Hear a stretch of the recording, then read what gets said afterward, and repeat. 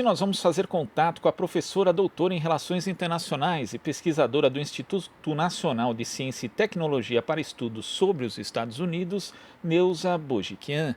Bom dia, Neuza. Bom dia, como vai? A gente sempre diz aqui, estamos bem aí, mas dentro desse atual contexto, né, do que é possível estar. Neuza, a gente tem, estamos aí há pouco mais de um mês das eleições nos Estados Unidos. Essa semana nós tivemos o primeiro debate entre Donald Trump e Joe Biden e ontem tivemos a notícia de que o presidente dos Estados Unidos testou positivo para a Covid-19. A essa altura, como você vê o confronto, né, na campanha política para a presidência dos Estados Unidos entre Trump e Biden?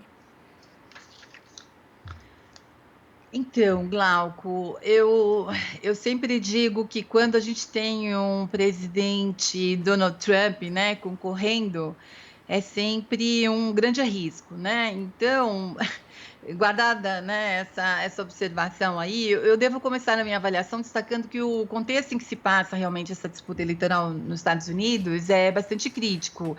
Os eleitores estão sendo chamados às urnas diante de três crises, né? A crise da saúde, que agora aí, né, o presidente com a Covid-19, a crise econômica e a crise social.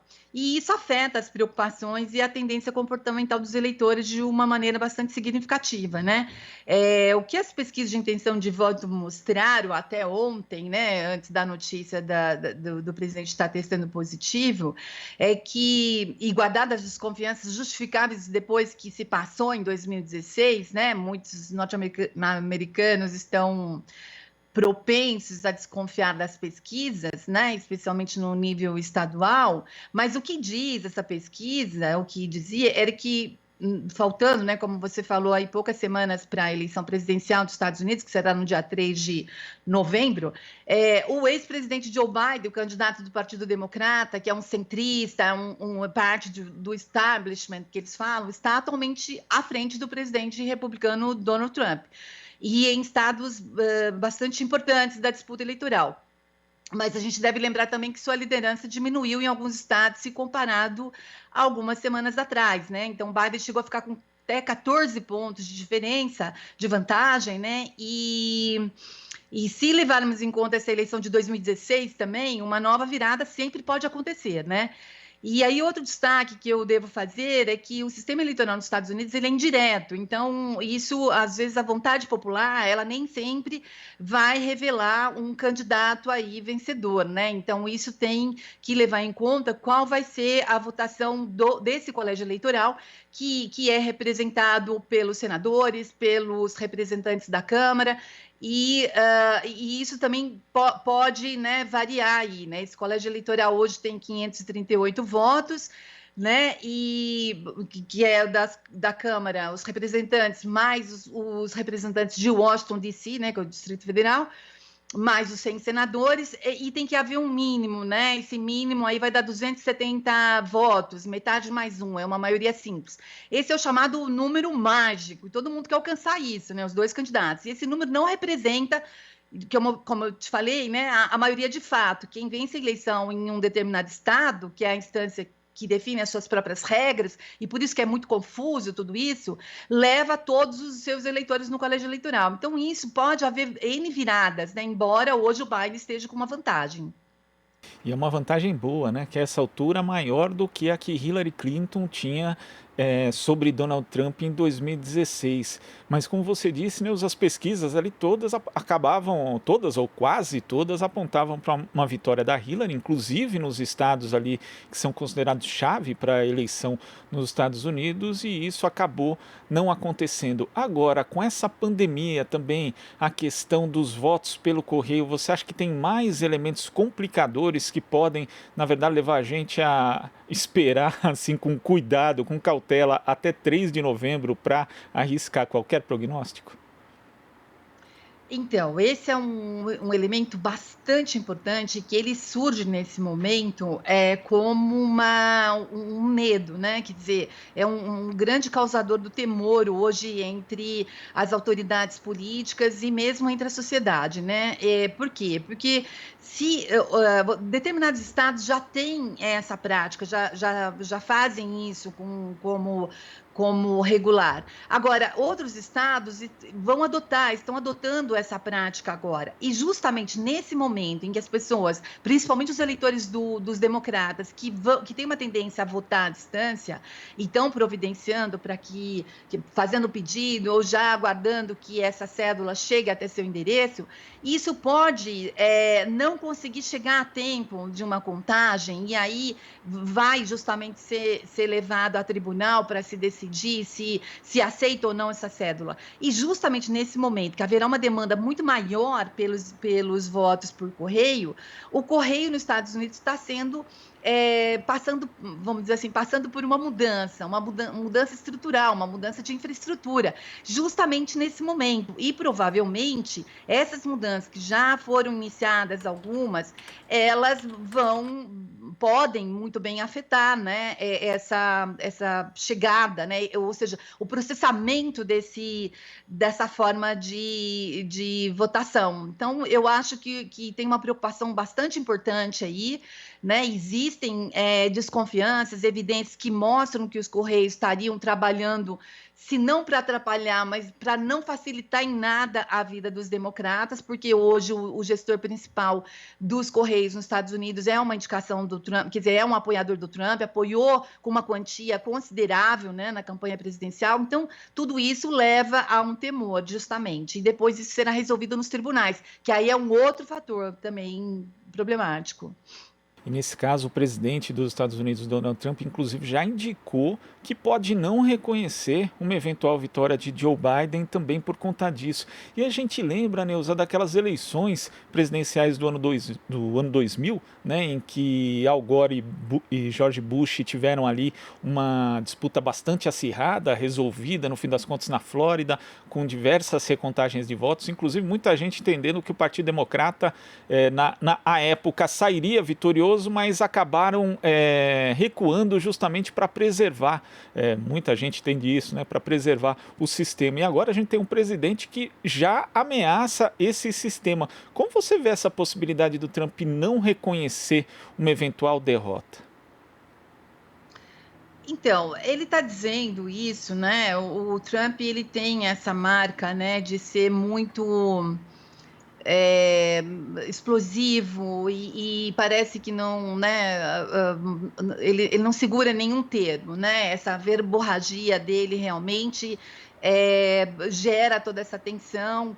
Ele está fazendo essas ameaças. Eu vejo isso como uma ameaça à democracia deles, né? E é um valor que eles vendem para o mundo inteiro, né? Como você bem citou aí, né? Em 2000 eles fizeram esse gesto. Isso foi realmente um recuo, né? Um recuo justamente para que no futuro não houvesse retaliação.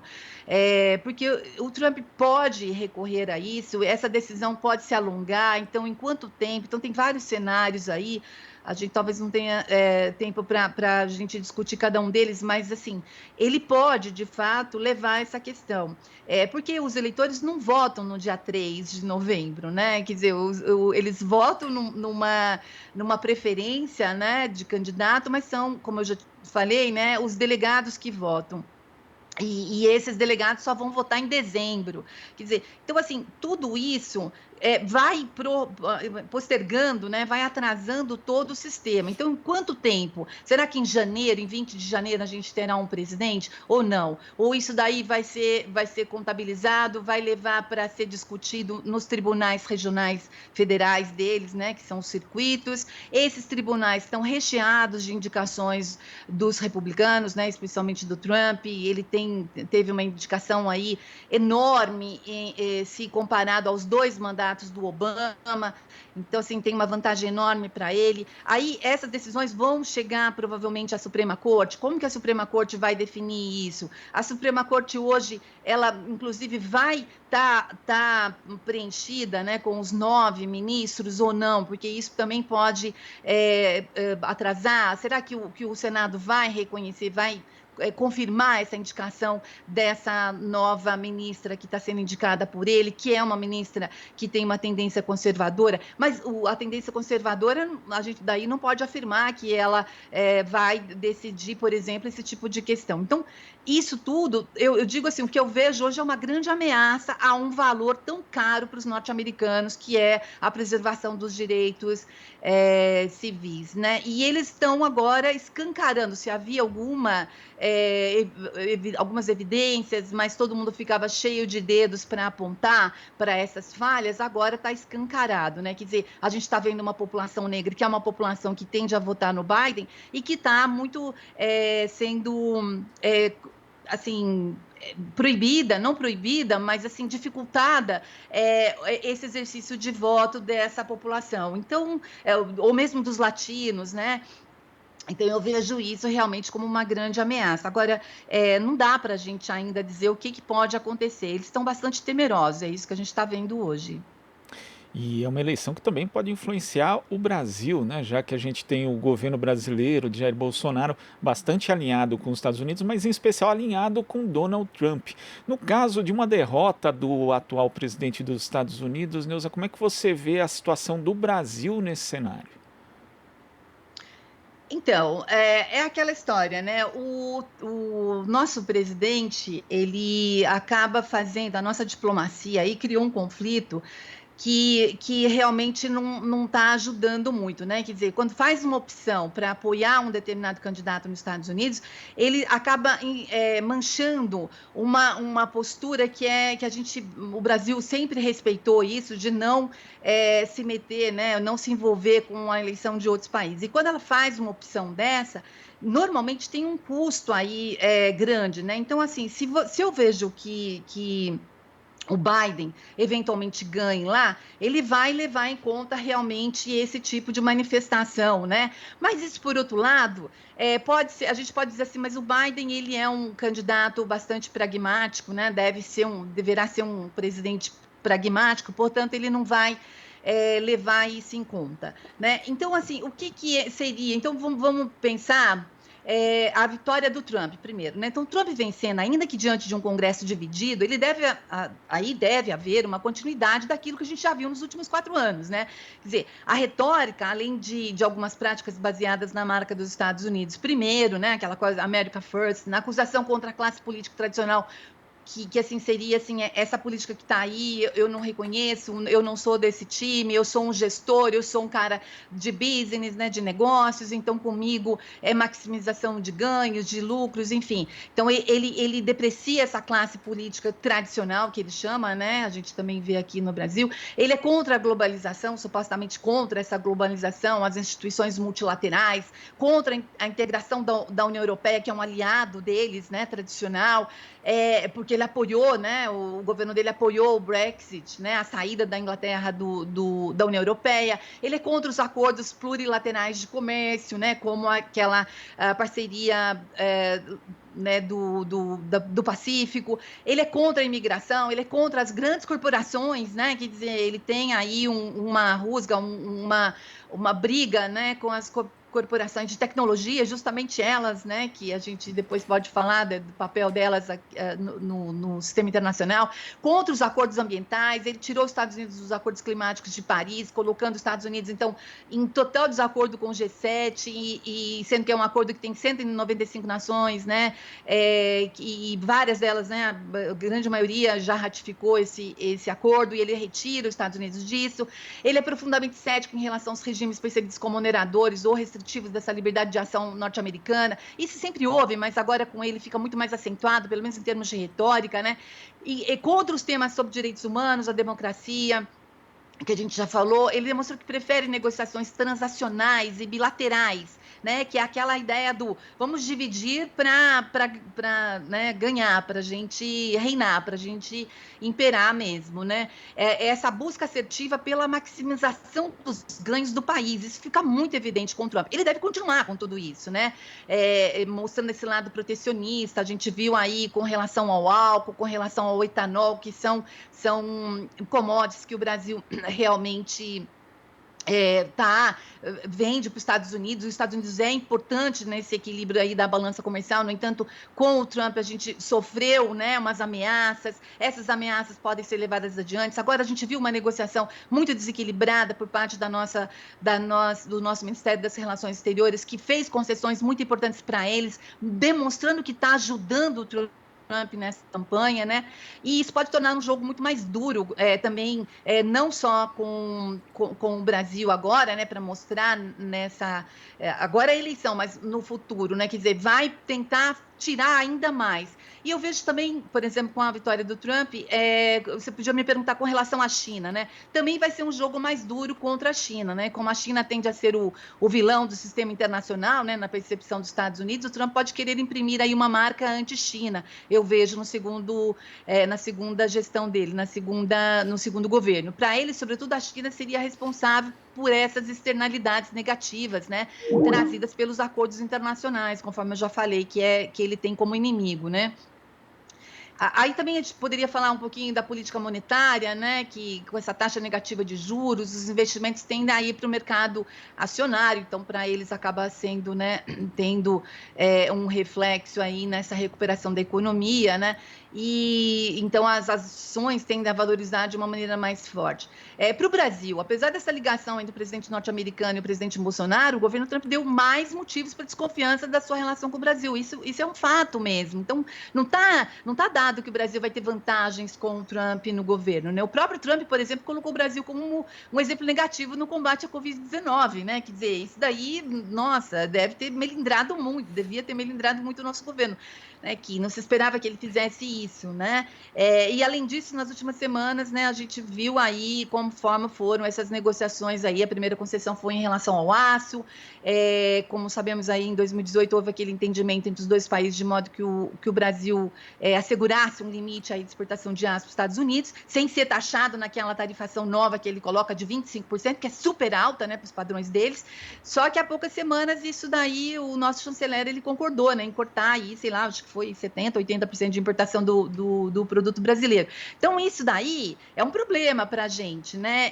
Mas isso vai ser desfeito em dezembro. Será? Será que vai ser mesmo? Então, assim, a gente não tem muita segurança com isso, né? Esse arranjo supostamente será revisto, mas eu não dou como, né, que será de fato. Uma vez que você implementa uma regra, é difícil você voltar atrás, né? Ainda que essa regra seja transitória, né? Dita como transitória. A segunda concessão é o etanol, conforme você já deve ter falado aqui na rádio, havia uma expectativa aí de que se revogasse a isenção tarifária para a importação de etanol dos Estados Unidos, né? Do que o governo estabeleceu em 2019 e que venceu agora no mês passado.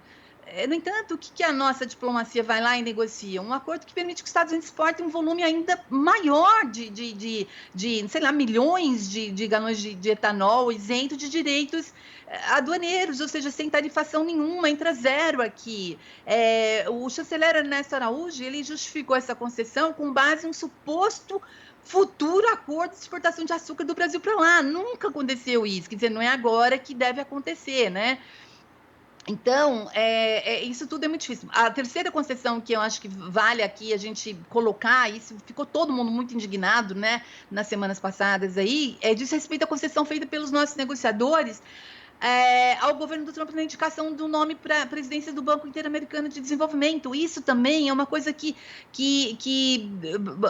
assim, fugiu da regra completamente. Ele indicou um trumpista lá, o Maurício Claver Carone, que é o formulador, todo mundo sabe, quem acompanha ele é o formulador das políticas do governo Trump para Venezuela e Cuba. Quer dizer, então isso mexe no nosso espaço aqui de América Latina, né? O governo Trump, ele queria expandir a influência norte-americana na região e bloquear a influência da China. Ele conseguiu com isso, né? Quer dizer, e o Brasil ajudou, o Brasil foi lá e empurrou para ele. Por que eu estou falando que o Brasil ajudou?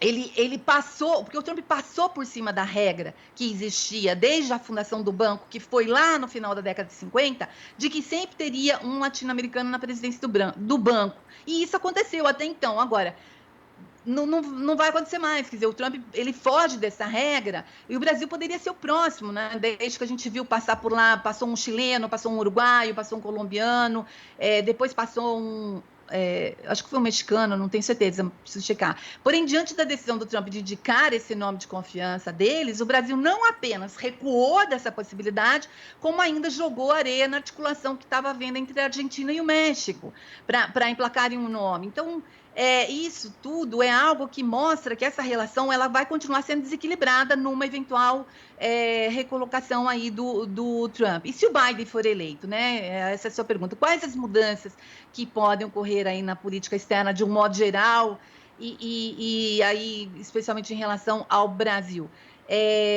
O Biden, né? Esse viés protecionista que é marca do Trump, ou que pelo menos ele retoricamente sempre traz aí de uma forma, e ele tem feito muitas práticas mesmo que mostra isso. Os Estados Unidos sempre tiveram alguns instrumentos de barreiras que foram colocadas e eram políticas unilaterais. Isso todo o mundo inteiro sabe disso, né? E sempre existiu de fato. Só que com o Trump ele escancara isso. Ele diz muito claro para que ele veio. O jogo vai ser maximizar os ganhos dos Estados Unidos, né? Então, assim, eu tive um professor de finanças na faculdade que ele dizia assim: qual é o objetivo da empresa? A gente falava lucro, ele falava não, maximizar os lucros. Eu acho que na política o Trump é isso, já que ele vem da área de negócios, é maximizar os ganhos para os Estados Unidos. Não é apenas ganho, tem que ser realmente no nível máximo. Então, assim, se a gente pensar no Biden, a expectativa é que seu governo volte mais para o modelo tradicional, que é aquela reaproximação com os aliados tradicionais, né? Leia-se Europa, principalmente, reaproximação com as instituições multilaterais, que eu também acho que ele pode fazer esse aceno, ele vai voltar, é claro que com uma política, com uma orientação de rever algumas práticas, mas ele vai se aproximar para negociar. Eu acho que ele vai sentar à mesa de negociação e ele não vai ficar depreciando essas organizações, essas instituições multilaterais, né? E com o Biden, por ele ser mais pragmático, essa guerra comercial com a China, ela pode sim ser arrefecida, eu acho, né? Quer dizer, isso também a gente não sabe, porque tem uma mudança estrutural hoje na economia norte-americana que a gente tem que levar em conta, mas a tendência me parece que é essa, né? Com relação ao Brasil, né? Justamente por uma conduta menos confrontacional com a China, pode não ser bom para o Brasil, porque o Brasil é aquela história, né? Ele está fazendo concessões, mas enquanto tem uma briga entre Estados Unidos e China, o Brasil ele tende a se alimentar desse que sobra, né? Esse residual aí que sobra de comércio. Então ele está no jogo. Agora, se há uma aproximação ou se há um entendimento, não digo aproximação no sentido assim, vão ser parzinhos, mas uma vontade maior de sentar para negociar e tirar essa tensão do ar, um pouco diminuir isso, eu acho que para o Brasil, sobretudo no que diz respeito ao setor agrícola, pode não ser o melhor dos mundos, né? Pode não ser o ideal aí, uma reaproximação aí dos Estados Unidos e China, ele pode fazer com que os chineses passem novamente a comprar commodities como a soja, a carne dos norte-americanos, né? E aí as empresas JBS, Marfrig, BRF, né, essas todas aí poderiam perder mercado, né? E aí, para quem está interessado nas bolsas de valores, como é que fica isso, né? Elas também perdem valor. E como que o nosso governo tende a alimentar um relacionamento tenso com a China, né? Eu diria, aí fazendo esse destaque, apesar dos esforços de algumas autoridades brasileiras, a gente tem visto também aí, né, para fazer um contraponto, para evitar problemas com o maior parceiro comercial, né, do país, na questão agrícola, os chineses podem endurecer, sim, nas relações com o Brasil, né? E aí tem isso, né, os conflitos diplomáticos que eu falei logo no começo. Jair Bolsonaro ele já se posicionou a favor do Trump e descumprindo, né, essa espécie de protocolo diplomático. Então, os líderes de outros países não falam de eleições. Toda vez que se tentou falar disso, houve problemas. Então, fica estremecido, fica aquele jogo de ataques. Então, isso dificulta. Se não dificulta, não facilita nada, né? E nós, no Brasil, para fazer comércio, a gente sabe, a nossa representação no comércio é pequena, mas desse pequeno, tem determinados setores que eles são estratégicos, e é nisso que talvez a gente perca aí, tanto com um, tanto com o outro. Então, eu digo assim que o Brasil tá com problemas, viu? Para não falar outra coisa. São Inclusive, relações quando o deputado bastante federal Eduardo... São relações entre dois presidentes aí que têm posturas, digamos, né, Neuza, bastante peculiares, o presidente do Brasil e o presidente dos Estados Unidos.